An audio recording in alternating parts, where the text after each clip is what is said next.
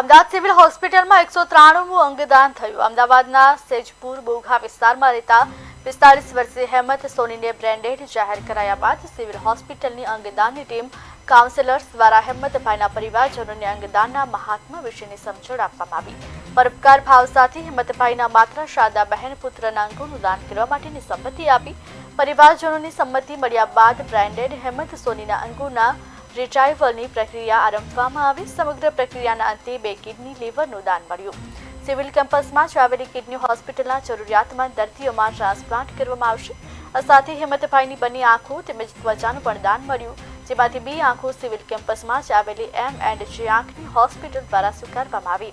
તેમજ મળેલ ચામડીનું દાન સિવિલ હોસ્પિટલની સ્કિન બેંક દ્વારા સ્વીકારવામાં આવ્યું, જેને જરૂરિયાતમંદ દર્દીઓમાં ટ્રાન્સપ્લાન્ટ કરવામાં આવશે। અંગદાન સાથે સિવિલ હોસ્પિટલમાં અત્યાર સુધીમાં કુલ 193 અંગદાતાઓ થકી કુલ 635 અંગોનું દાન મળ્યું।